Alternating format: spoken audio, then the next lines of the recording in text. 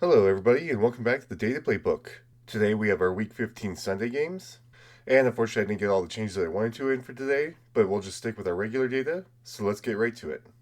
Next up, we have Las Vegas at Philadelphia, where Philadelphia is favored on the money line with a spread of 12.5 and a total line of 38.5.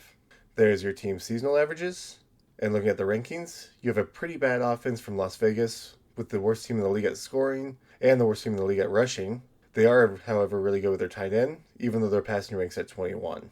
Defensively, it's a little bit closer to average, with an allowed passing rank of 17, allowed rushing rank of 16, a pretty good allowed tight end rank of 4, but a pretty bad allowed scoring rank of 24. For Philadelphia, you have a little below average offense, with a scoring rank of 19, a passing rank of 20, a rushing rank of 21, and a tight end rank of 27. Defensively, it's a little better, with an allowed scoring rank of 9, allowed passing rank of 15, allowed rushing rank of 26, and they're the best in the league at stopping tight ends. And moving into our quarterbacks, you had Geno Smith hurt last game, and he's still listed as out, so Kenny Pickett will be your quarterback with an average of 2.2 fantasy points per game, but that's not very fair because he's only been in a few games, so he hasn't had a lot in here. The biggest one being the last game, but he was still filling in halfway through or so. And then with Jalen Hurts, you get 19.2 average fantasy points per game. So now moving over to their averages, which won't make sense for Kenny Pickett, so I'll just leave it on the totals. And he has no other turnovers other than one rushing fumble. For Jalen Hurts, he has 6 interceptions this season, with 1 fumble lost due to a sack and 2 additional rushing fumbles. It's also notable that there's no rushing data here, so we're going to go to our charts and there's going to be nothing for Kenny Pickett.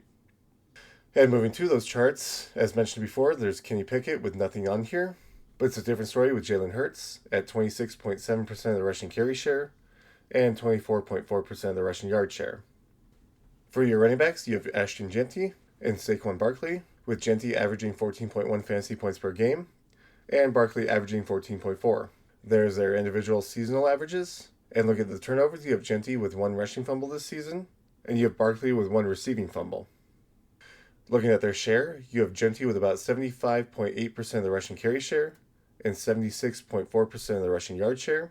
And the next largest portions of that were shared between the backup Mostert and Geno Smith. Over here with Barkley, you have him at 66% of the rushing carry share and 62.5% of the rushing yard share. And the next largest shareholder is really Jalen Hurts, with Bixby getting pretty little in the end.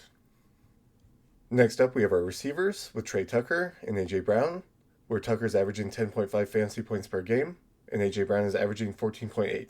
There are no turnovers, so we'll go straight to the averages. And with no turnovers, I'm going to go straight to the charts. So if you need this information, go ahead and give the video a pause. But otherwise, moving on, we have Trey Tucker at 21.5% of the target share and 25% of the receiving yard share, which is about the second largest on the Raiders. And then A.J. Brown, you have 30.4% of the target share and 30.9% of the receiving yard share. That is the largest target share, but not quite the largest receiving yard share. Moving into the next set of receivers, you have Jack Beck and Devontae Smith. I think that's how you say his name would be Beck. But Jack averages about 3 fantasy points per game, and Devontae Smith has been averaging about 12.8. Once again, you'll have your seasonal averages here, and there's no turnovers, so I'll move straight to the charts.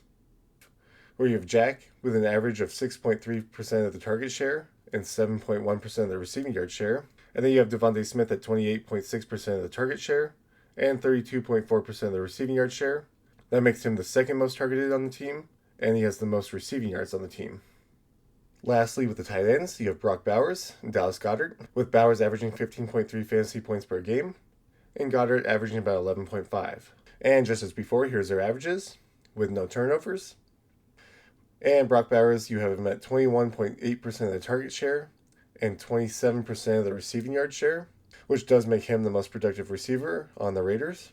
And for Goddard, you have him at almost 20.1% of the target share and about 19% of the receiving yard share. And there you have it for this game. I do agree where I think Philadelphia should be favored for this game, mainly because you have this really bad scoring rank and pretty bad offense from the Raiders, even with a tight end rank of 3. And you're missing Geno Smith. Even though they have a decent defense against a not-so-great offense from Philadelphia, you have this much better defense against this much worse offense from Las Vegas. So this game does seem to stack up in favor of Philadelphia. And there's all your pregame data. I hope that you enjoyed, and if you did, leave a like and subscribe, and leave a comment on what else you'd want to see in the future. But otherwise, thank you so much for watching, and I'll see you in the next one.